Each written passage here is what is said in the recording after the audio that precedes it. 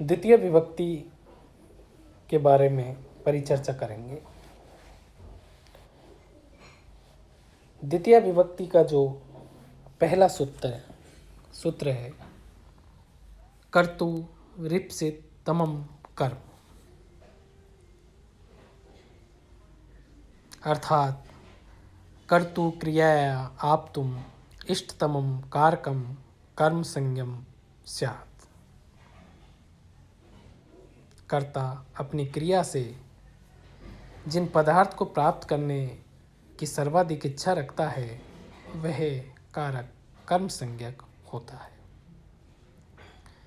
अर्थात यूं कहें, कर्ता जिसे सबसे अधिक चाहता है, अर्थात अपनी क्रिया के द्वारा जिसे विशेष रूप से प्राप्त करना चाहता है, उसे कर्म कहते हैं और कर्म में द्वितीय विभक्ति होती है।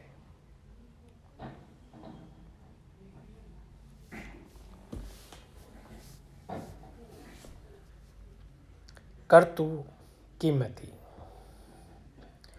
जो कर्ता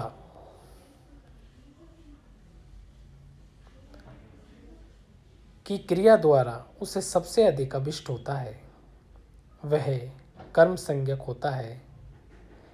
ऐसा क्यों कहा? यह इसलिए कहा कि यदि कोई पदार्थ कर्ता को क्रिया के द्वारा मुख्य प्राप्त के रूप में अभिष्ट न हो तो उसकी कर्म संज्ञा नहीं होगी। जैसे माशेष्वम वदनाति, उड़दों में घोड़े को बांधता है या उड़दों से घोड़े को बांधता है। यहाँ जो उड़द कर्म अश्व को अभिष्ट है, कर्ता को उड़द अभिष्ट नहीं, उसका अभिष्ट तो अश्व को बांधना ही है। इस हेतु अश्व की कर्म संज्ञा होगी, माश की नहीं। माश बंधन क्रिया का अधिकरण है, अतः माशेषु में सप्तमी विभक्ति है।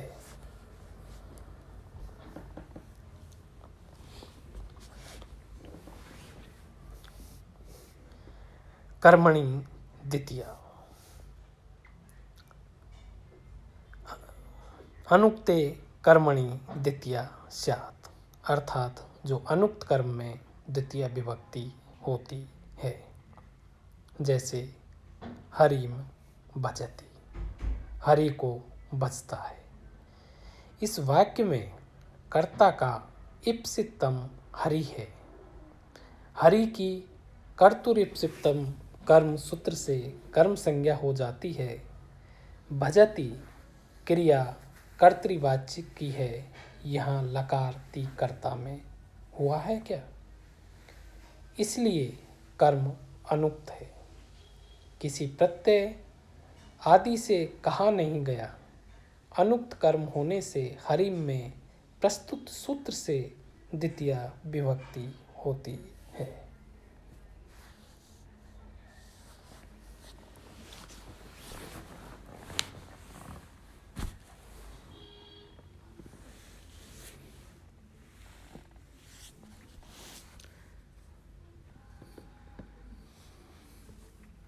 तथा युक्तम चानिप्सितम,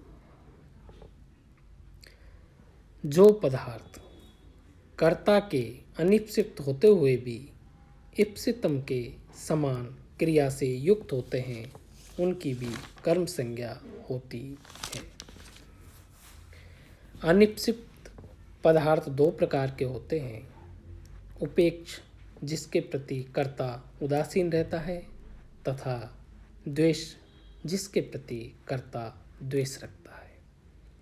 इन दोनों प्रकार के पदार्थों पर यदि क्रिया का फल पड़ता है तो ये कर्म संज्ञक होते हैं और उसमें द्वितीय विभक्ति होती है।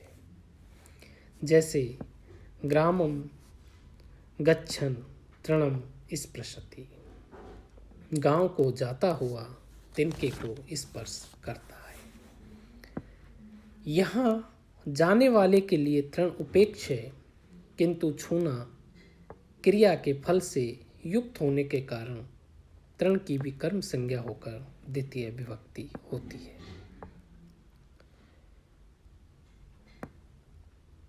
विषम भुंक्ते, विष खाता है। विष खाना कर्ता को अभिष्ट नहीं, किंतु जिस प्रकार ओदन भात खाने में ओदन का भोजन क्रिया से संबंध होता है, उसी प्रकार यहाँ विष पर भी भोजन क्रिया का फल पड़ता है, इसलिए विष की कर्म संज्ञा होकर द्वितीया होती है।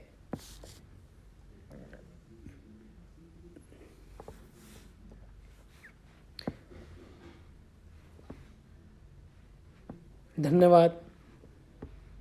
जो शेष सूत्र है कारक के, उनका हम अगली कक्षा में परिचर्चा करेंगे।